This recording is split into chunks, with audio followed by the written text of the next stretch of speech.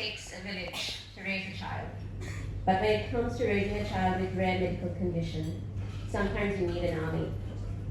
And I'm here to share just some highlights of our journey with our warrior princess, Diyanna. On the 3rd of February 2016, Diyanna was diagnosed as having a form of epileptic encephalopathy, along with other neurological conditions. The prognosis for children like Diyanna is grim. Most don't survive childhood. Doctors were not able to help her. They weren't sure what to do. They didn't think she'd reach her first birthday. Sadness, confusion, frustration, anger, and the question, why us, consumed our lives. Our world was collapsing around us, but with the support of our family, friends, neighbors, colleagues, we were able to refocus, navigate, and accept our new reality. Diyanna kept holding on, and in June 2016, with God's grace, we celebrated her first birthday. We made a promise to her that we would do whatever it takes to give her the best quality of life possible, to make her life here with us less painful and full of love. Medically, our options were limited. Not knowing the exact condition meant that treating her was almost impossible. After many consultations, we eventually found a team of doctors that were open-minded and were not only willing to listen to what we had to say about Diyanna, but was also willing to work with us to make sure that the focus was on her having a good quality of life. By late 2016, Diyanna was having almost 300 seizures a day, along with dystonic movements every 2 to 3 minutes. She was in constant pain. There were many times I woke up in the middle of the night only to see her turning blue mid-seizure. From then on, we took turns to stay up with her. We watched her 24 hours a day. We still do.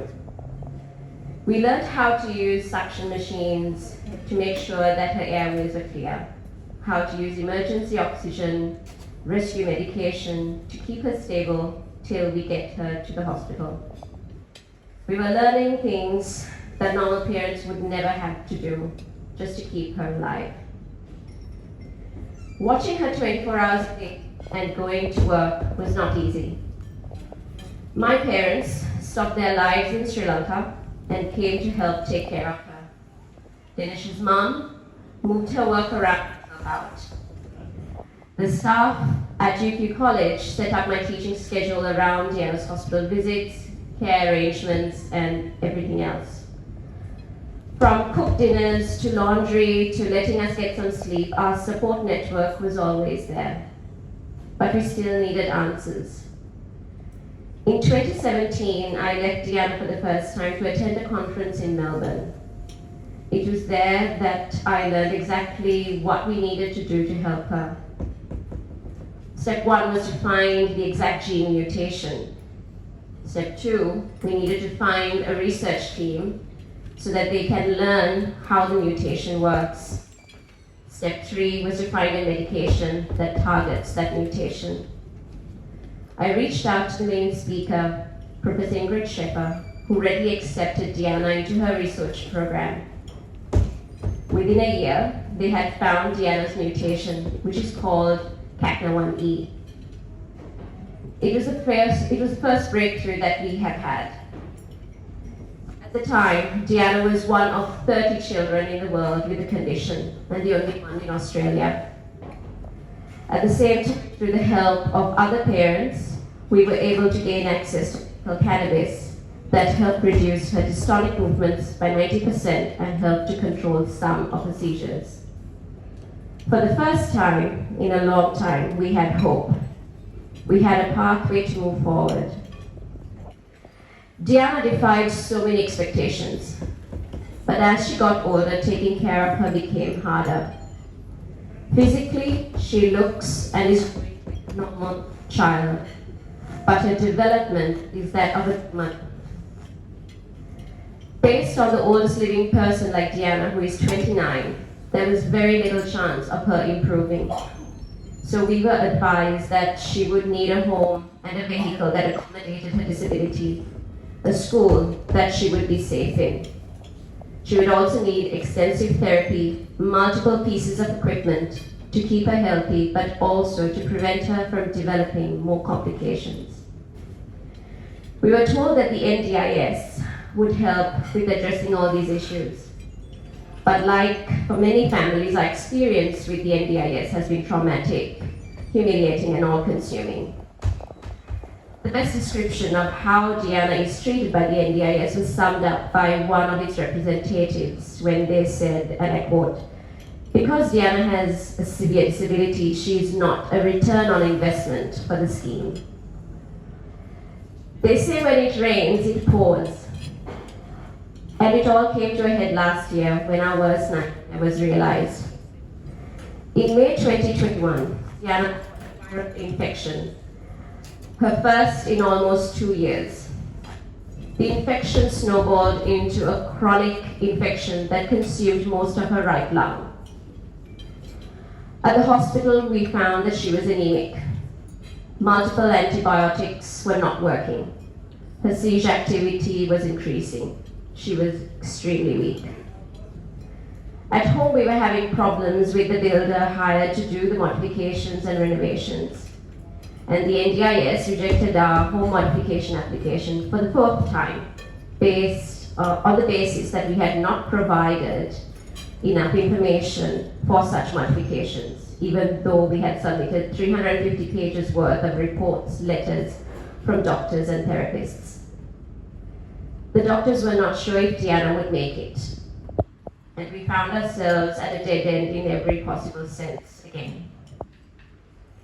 Since our decision to enroll Diyanna in Darling Point Special Schools, Charmaine Driver has been a strong advocate for Diyanna. She told us not to lose hope and that she might know someone who could help us.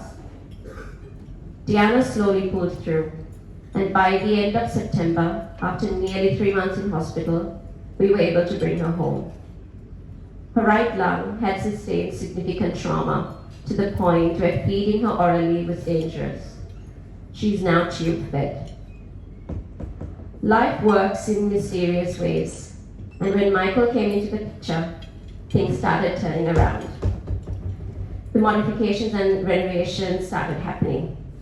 Friends, family, strangers came together to donate their time and skills in various ways to help make the home ready for Diyanna. The support we received from the community was overwhelming and showed that there is still goodness in the world.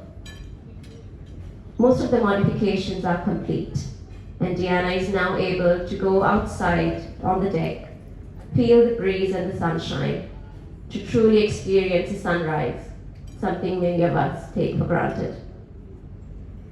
Each year we have with her is a miracle, and we celebrated her 7th birthday last week. It takes a village to raise a child, and an army for a child with a rare medical condition. All this would not have been possible without Diyanna's army of supporters. And Michael is one of her generals. She is alive today because of your support. She is thriving because of your support. The kindness and generosity shown to our family cannot be described. On behalf of our family and Diyanna, our warrior princess, thank you from the bottom of our heart.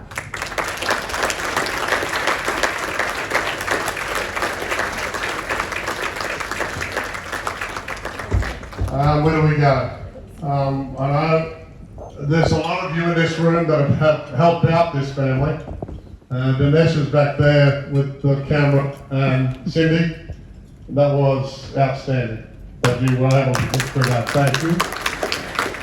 And thank you for giving us an insight into your family and the effect that what we're doing here tonight has helped in just some small way. We wish you Godspeed, we wish Diyanna Godspeed, and we hope we raise a truckload tonight as well. Dinner's out, dinner's on the way, ladies and gentlemen. I'm not going to disturb you any longer. Please.